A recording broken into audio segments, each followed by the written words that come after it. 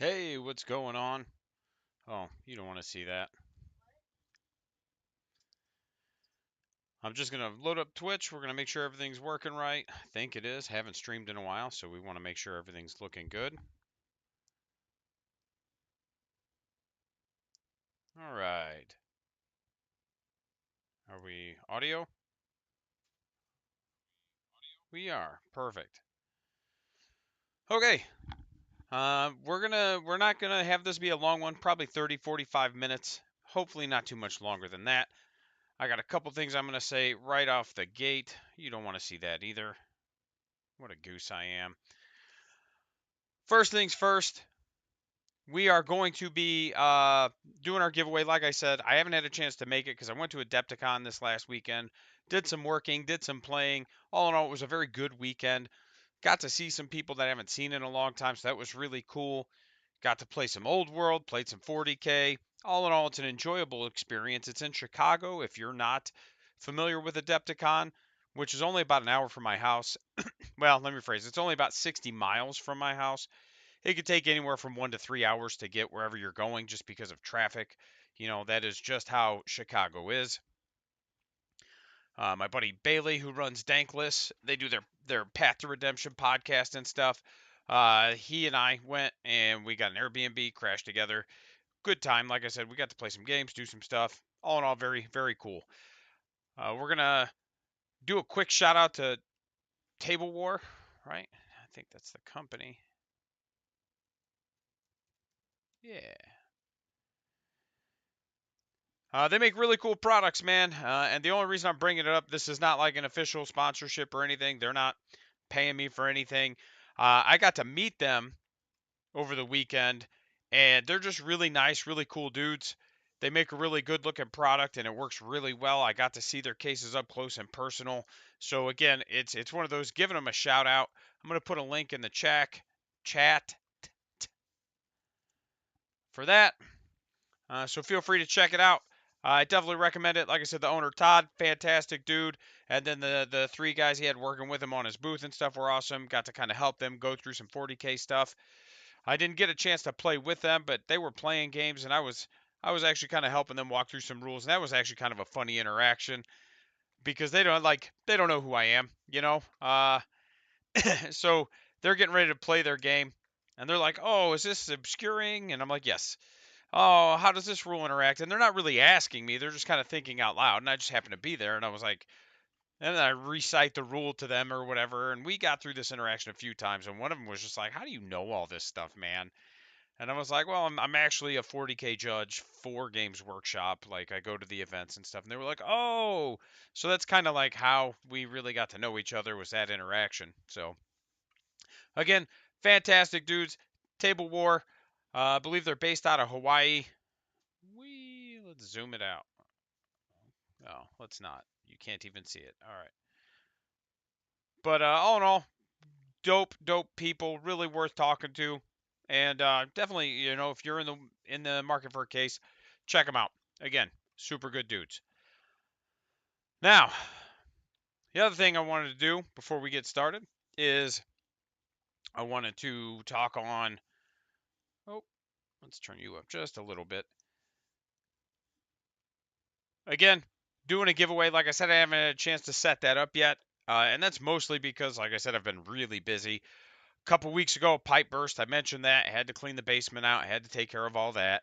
And then we had a Adepticon to go to and all that. So this week should be up without fail. And then in addition to that, we're going to get another TK video. Today we're going to do the league recap. We had our final round of the competitive league. I came in second. I ended up losing to the guy who came in first. It was a really fun game. It was a really good game. And every time I play with him, it's a good time. He's not too far from me. Actually, he's only about 20 minutes. I don't even think it's that far. Maybe 10 minutes from my house. So we play each other kind of like once a month ish. Anyway, super nice dude. Really enjoy playing with him. So let's dig into that. I've got our board up here. We're gonna go over everything. We had. Let me pull up the mission. That's not what I wanted. Oh, God dang it. Stop. There it is. I go to pull it up and I get like 30 notifications and I'm like, stop it. Do not. I have no desire. Okay. So let's go to games, tournaments. This one right here. All right, so let's go to the map real quick. We'll pull up my handy dandy pen. Hell yeah, brother.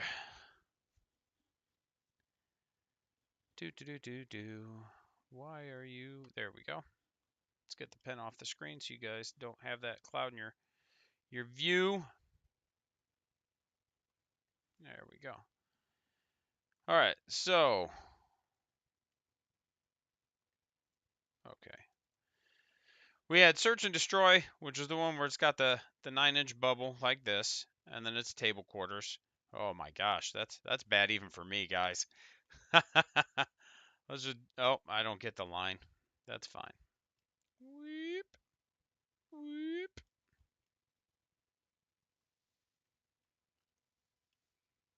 There we go. It's kind of like that. And we'll make the objectives. I guess we'll make them yellow today. And there's one right around here. And then there's one right about here. And then we've got it here. And then we've got it here. And then obviously there's the one in the middle. Perfect. Search and destroy. And then we had targets of opportunity. Shit, I don't even remember what that one is now.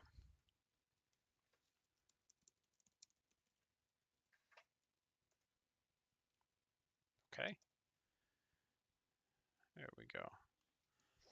Targets of opportunity.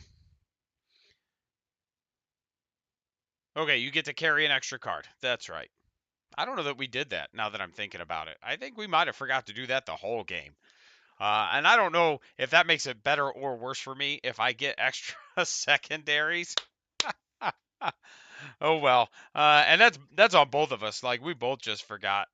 And then we had Take and Hold, which is just 5 for 1, 5 for 2, 5 for 3. Easy peasy, lemon squeezy. All right, so we both played tactical.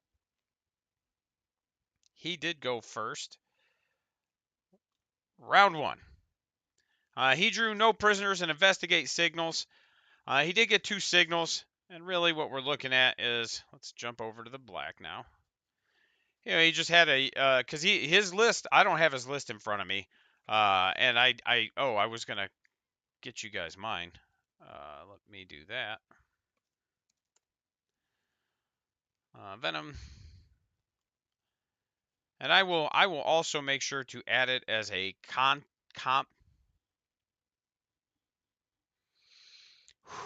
I'm going to add it as a comment on the once this is finished, but it's going to go in the chat for now. And I don't have his in front of me. I apologize for that. It had a lot of characters, and I mean a lot of characters, to the point where it probably actually would have been worth for me to play fixed and just take an assassinate and something else. And honestly, I probably would have won at that point, just because I didn't score poorly on my primaries anyway, but then I wouldn't have had to worry about spreading out and trying to grab objectives, right? But he had no prisoners and investigate signals. Beep. So he got a unit there, and he was able to get a unit back here for a couple investigate signals, because he could just, like, what is it, the warp surge or whatever warp time became. You know, he just kind of surged back there, got some stuff, and was able to get down there and get 2 quarters. And then my Mandrake, so he had loaded all his cultists up, like here. He had a bunch of cultists. They were just kind of loaded up here. And the way I understood it is, like, some of that stuff, if it has line of sight, it gets to do things. And I think those cultists had a scout move, if I remember right. So my intent was, like, I was going to slam the Mandrakes here, because I didn't want these things just running up the board and then running out here. And now he's got this big lane that he can use for whatever he needs it for, right? And I don't know if that was the right play. It's one of those where probably I could have put my mandrakes in a better spot. They would have probably been better suited like over here and then just jumped up and grabbed this objective turn one, and I would have definitely scored a bit more on primaries. But again, this is literally my second game into TSons, and my first game was at the start of the edition because the couple guys that are local to us that have TSons have since moved away or moved on to different things, stopped playing 40k, etc. So I think we had 3 total locally, and none of them either play 40k or live here anymore. So it's just one of those. I haven't had a game since the start of the edition before any data slates. So I didn't know what to expect. I wasn't sure what I was getting into. And I know some of you guys in the chat and stuff were super helpful. Like, hey, he's probably going to do this. Make sure you're looking out for that. And that was awesome. And I definitely went into it like, okay, I got to watch this. Be ready for that. So that was his turn one, right? Let's bam. My turn one. And this is another thing that I will say is that, and I'm not saying I lost because of bad objectives. I'm saying there were a couple turns where I just drew bad objectives.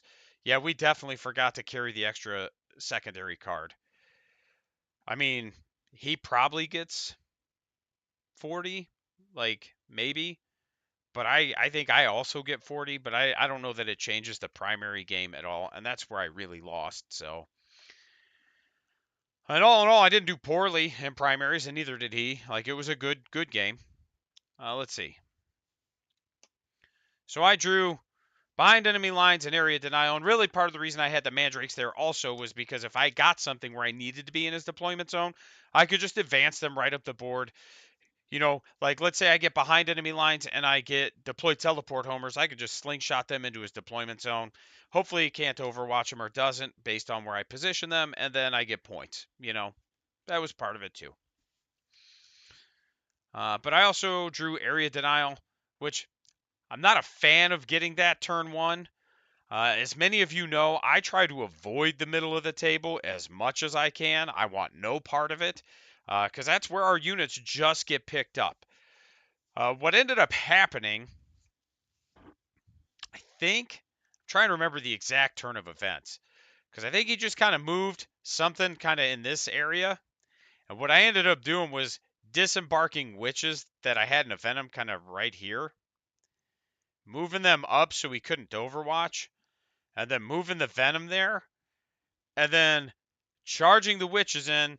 I forget what I killed. I think it was one of his characters, and then I ended up spending the CP to move them their movement back to the venom and get in. So all in all, like I got up, I killed something, I took the middle of the board. The witches got back into the boat, so he wasn't able to just be like, ah ha ha ha, I win. I had a boat full of mandrake, or not mandrakes, incubi. They went up here just to kind of camp, and that was the main thing. That's a raider. We'll just put a big R there. Now, turn two, he drew capture enemy outpost, which he wasn't getting. Like, he just wasn't. And then secure no man's land, which very easy for him to take. I only had one thing on an objective, so all he really had to do was just send units up here. And I think he just put like 3 units up there. I think he ended up killing the boat, but not the witches. I don't remember exactly now because it's been a while and Adepticon's been in my head. So, but he ended up getting it. Like he had secure no man's land because he was able to take this one with his cultists. Boop. And then this one, he just put shit on it. Like, I don't know. Stuff. Turn 3, he got area denial. Or no, turn 2. My turn 2. I got a tempting target and overwhelming force. And again, obviously this was our tempting target right here. And there's no way I'm taking that. He's got, I think at that point, 12 cultists on it because I had killed some in each unit. But there's no way I'm taking it. There's just not. Plus, I didn't want to, because I had already started kind of pushing to anchor this side. So I didn't want to spread out and push to kind of try and take that side. I just wasn't about it. So it's one of those, like, that was kind of a bad draw also.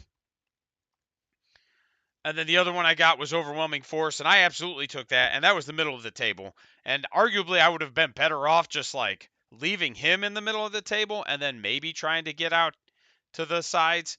I don't know. It's one of those where he's got so much mobility that I don't think it matters where I put stuff. He's going to catch me. And then the same is true in reverse, where I have so much mobility that it doesn't matter. I'm going to catch him. It's just like who's getting there first and how are we getting there? Is he charging me to get there? Because if so, that's not so scary. But if I'm charging him to get there, that's when it gets scary. So we got that Raider there. Bam. So top of 3, he drew area denial. Like I said, overwhelming force. That was real easy for him. He destroyed one enemy unit on an objective. It was one over here. I don't remember what it was. Doesn't matter. Then area denial. He did, because he killed that one unit, he did free up his area denial and took that. And it took a lot. Like, he had to dedicate, because I had a couple things kind of there. I think I had a Chronos there. And man, I was just failing saves.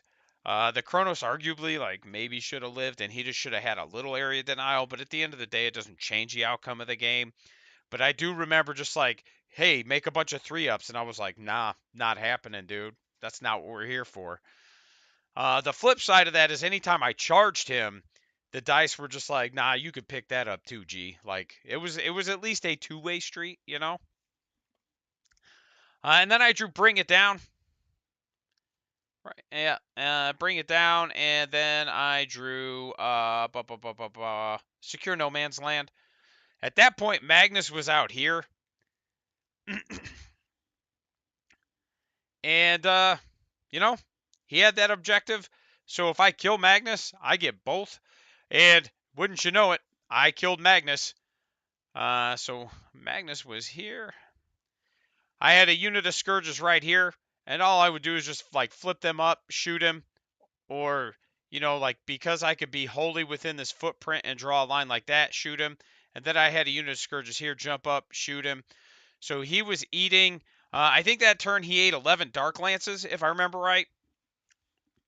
And I knocked him down to, I think, 5 or 6 wounds, so I had to charge him. There was no ifs, ands, or buts about it. And then I ended up. And so this, to me, is where the game was lost. Because he had also brought in a unit of Flamers here that could teleport. And that Raider, man, I didn't take anybody out because I didn't want to get overwatched. So I moved the Raider up, and then I charged Magnus because all I had to do was touch him. Like, I didn't even have to touch him. He was on that wall. I just had to get within an inch.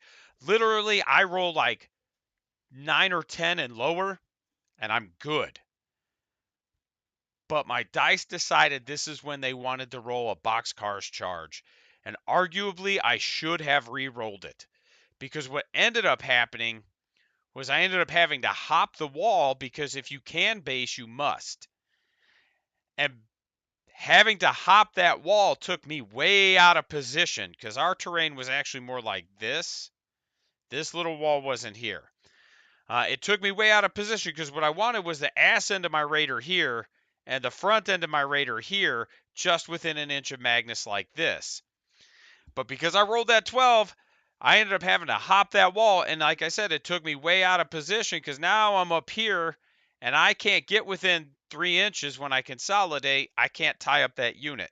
And like I said, that's arguably where the game really was lost because I tie them up. He's not able to fall them back and shoot things. I have more assets on the table in my next turn. But because I wasn't able to tie them up, he was able to clean up a squad of witches and a venom with them, and there was nothing I could do about it. I ended up killing Magnus. I fought with the both versed, and then I just did vicious blades, and I was just like, pick him up. Like, nah, I'm not dealing with him. So that was cool, but I had to send everything just in case. Like, I couldn't afford to let Magnus live. But that's, like I said, that's what I feel like really was what cinched the game. Was like, oh shit, I needed that charge to be like anything, like literally just about anything but a 12. Like we hit 10 and lower, I'm good. That being said, I did secure no man's land, and I did bring it down. I got my 5 on both of those. So let's clear some of this off. Let's take Magnus off. Boop. Top of his turn, he drew Assassinate, which he was able to get. Like I said, he cleared up, I think it was Lilith and some witches that I sent into Magnus also, just to, like I said, I just needed to make sure they were dead. And again, I got pulled out of position a little bit with some of my charge rolls. And really, I think what ended up happening is I think I was still able to get the witches back in the Venom after the fight phase. But like the Flamers, and then I don't remember something else. Like they all died is what's important here. And I did get deployed teleport home, or he got deployed teleport homer, and he was just able to take one of his discs and then one of his discs and just be like, I score points. So it was one of those like, yep, you sure do. I can't do anything about that. But then I just turned around and killed his discs. And then he got defense stronghold. And that was like a clutch pull at that point because I wasn't able to get there. And then or that was me. Then he got deployed to blah blah blah. Then I got Storm Hostile and Defend Stronghold, which again Storm Hostile was able to get. I think he had this one, and I just pushed into it, or maybe he had Marines here, and I just pushed into him. Either way, I took one of those objectives from him. It was pretty easy, and then I drew Defend Stronghold, and I was able to get that. Then in his next turn, he drew Defend Stronghold and Engage on all fronts. And this turn was really wild because like he really didn't kill a lot. But what ended up happening is like he had a brick, like 2 bricks of rubrics over here engaged with this raider. Oh, we don't want to do that. Anyway, so this raider had moved on the charge. Then he had countercharged with rubrics, right? Just to kind of slow it down. And what I ended up having to do is like, all right, I've got 10 incubi in here. I pour them out. I charge both squads. And I just pick them all up. Boom, they're dead.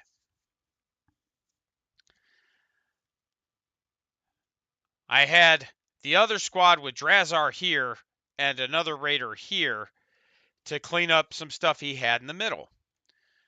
Well, he sent, I think it was, I don't know, rubrics probably, because I think that was his whole list. Again, I don't have it in front of me, but he sent something up there. He manages to, at the end of my turn, I had to decide, this is turn 4, at the end of my turn, I had to decide if I was going to get these boys back in or if I was going to get these boys back in. And I opted for the boys in the middle of the table because I thought surely he can't just like delete my raider. But like he did. They are tough in their own way, man. They are. But he did. He just like deleted the raider. Again, like dice really shifted and made a huge impact in this turn 5 also. And not and by no means am I saying I lost because of dice. I've already told you some of the mistakes I think I might have made. But these dice are really what were like, there's no coming back. Because, man, he was just like, these are death wounds, and it was just like, take 6 damage, take this damage. And it's all 1 damage stuff. He's not like blasting me with, all these different 2 and 3 damage guns. It was just like his dice were hot. Like they started off kind of cold, and then they picked up when it mattered. And then I just had Incubi out there. So turn 5, he drew Defense Stronghold, engaged on all fronts. He was able to get the baby engage, and then he charges a squad of rubrics in to my incubi. With 10 flamers in the squad, the Overwatch ready is scary. So he ran a lot of 5s. He didn't run a lot of 10s, but I think there are 3 flamers in the 5-mans is how it was kitted out. But it was still rough. And like I said, he was like, I'm going to charge your rubrics. And I was like, what? Or charge your incubi. And I was just like, what? Like, really? And he was like, yeah. And I'm like, are you sure? Because, like, I get it. It's like his last-ditch effort to prevent some scoring. But I was like, man, these things they will mess you up, man. And he's like, oh, I know. They've been doing it the whole game. And I was like, that's fair. But he's like, I got to do something. And I was like, that's also fair. Bro, I failed 10 straight 3-up saves. Like, I'm not even joking. 10 straight 3-up saves from the rubrics fighting, and I just picked up the whole squad of incubi. And then when the one dude fought, like they had the character and the other thing in it, So I had to make, I think, like 5 more 3-up saves. Right? It was, man. It was just like one of those, like, I guess I'm not making saves, man, you know? Uh, so, and Drazar, I think, is a 2-up if I remember right. He should be, because he historically has been. But let's double check before I say something stupid. I say enough stupid things without adding to it.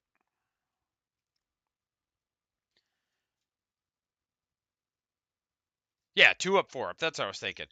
So, and the bonking sticks are only -1. And I just proceeded to fail another 4 or 5 3-up saves. And it was just like, well, eat like 4d3 worth of damage, dude. And I just picked up Drazar. So, like, I lost everything in the middle of the board. And when that happened, it was like that, yep, that's going to seal it because I just don't have enough assets on the table.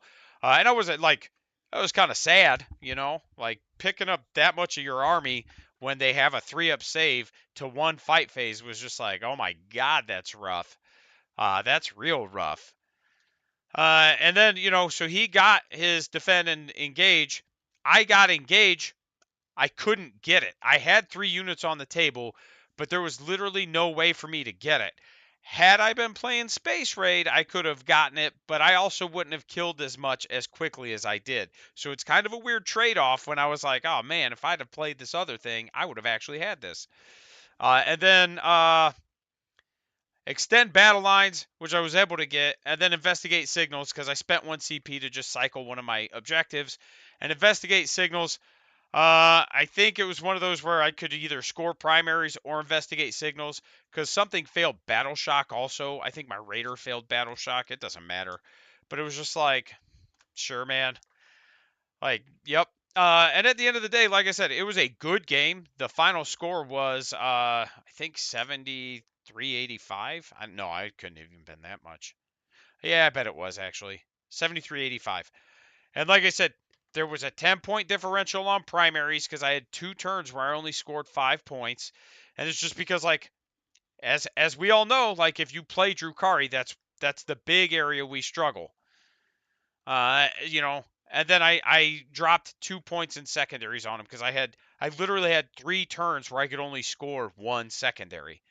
So there's a little bit of bad luck there, a couple of little mistakes on my part, but all in all, um, I think personally the biggest takeaway I had from this league was I gotta have some Cabalites. Like if you click on that link I shared, that's the list, that's the Google Doc. I'll pin it for everybody real quick, and like I said, I'll go ahead and put it in the I'll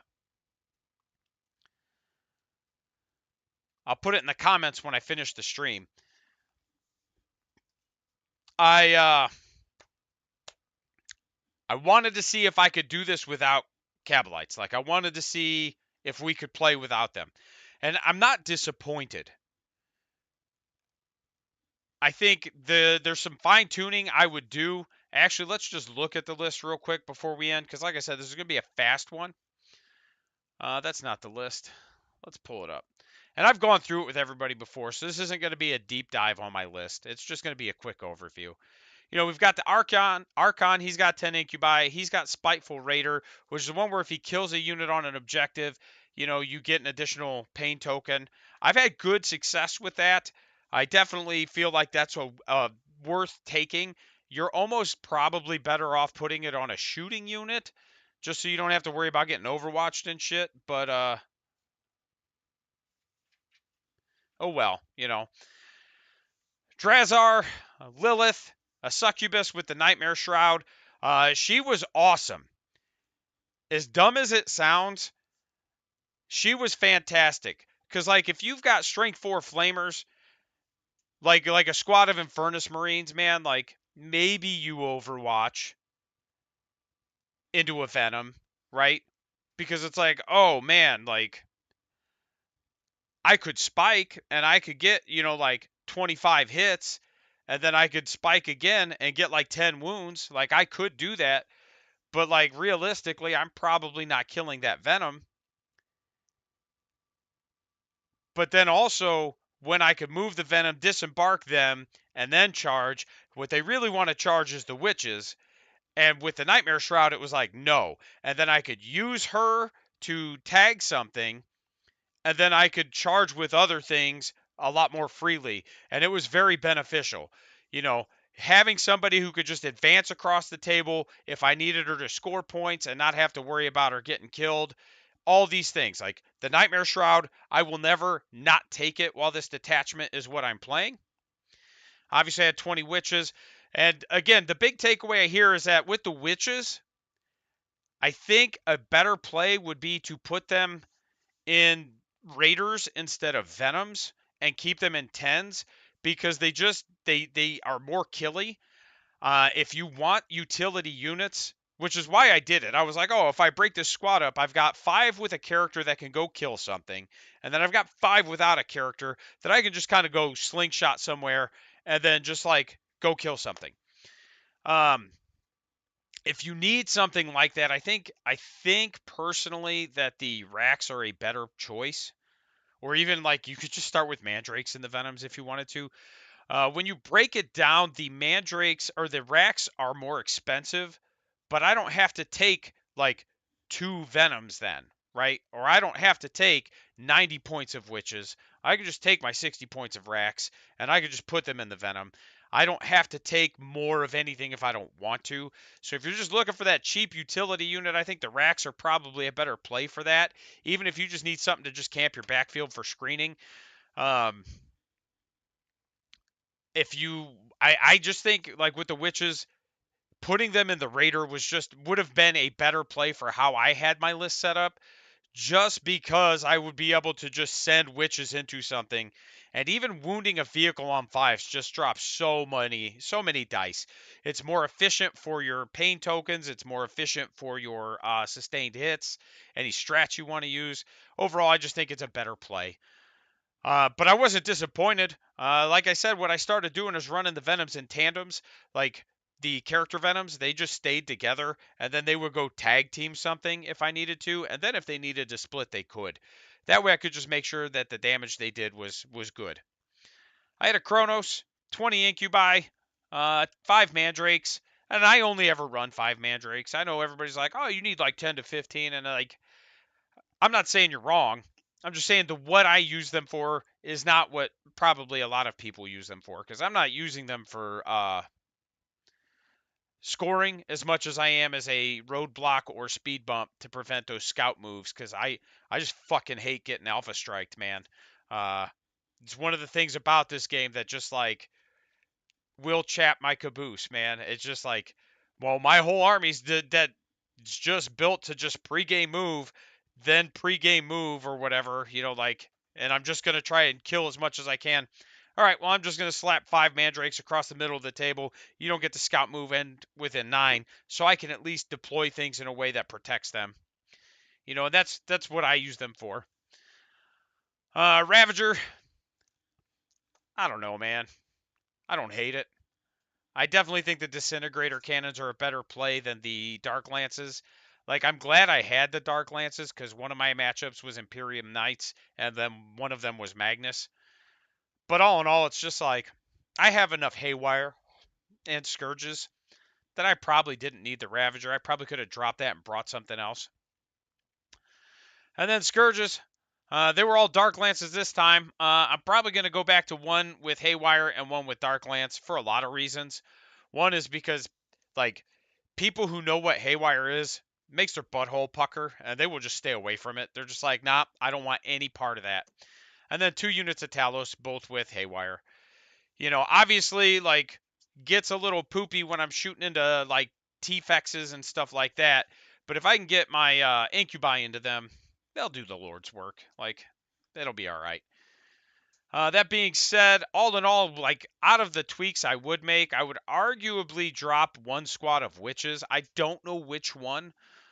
Um, Lilith is just so bonkers good, but the succubus giving sustained hits and then being able to give them +1 to wound is also really good. So it's one of those like I don't know. I don't know which I would drop. I'd probably have to play a couple games with them. Both squads at Incubi stay because every game both squads interacted in a positive and meaningful way. I probably don't need 20 witches. 10 is probably a better take. But before I do that, I'd probably try to free up the points to bring Raiders instead of Venoms, and then shuffle some of the other stuff around to maybe bring a squad or two of either Rax or Cabalites is probably what I would do first. Like I'd probably drop the Ravager and I'd probably drop all the Venoms and then just kind of tweak from there and see what we can do. That being said, there is a tournament at a convention not too far from here. It is in the middle of April. It's called Region Con. It's a 1,500 point tournament. I know the TO. He wants to do some non like meta stuff. At 1,500 points, there's a good chance I bust out the old Tantalussi for that game because that's an event where me not having the official model isn't gonna like chap anybody's butt. Like I can just kind of bring it. It's painted. They know what it is. Everything would be fine. And man, I just love that thing. That thing is the bee's knees. So also April 6th, I may have to be ringer for a tournament. So we will do a recap on that. That's a big event, man. That's a 1 day event with I think we're gonna end up with 24 players with as long as we don't have any drops. So it's one of those like we'll see how it goes. Other than that, I think that's gonna wrap us up. I'm not gonna dive into Adepticon too much. What the hell? I was gonna do an Adepticon, like we'll talk on that. Let me close this pen out real quick. Ew, there's so much junk open. Uh, but we'll probably do that a little bit either later this week or over the weekend. We'll talk about Adepticon and a few other things that I have going on. And then I'm going to get back on my how to play videos. You guys don't want to see that, sorry.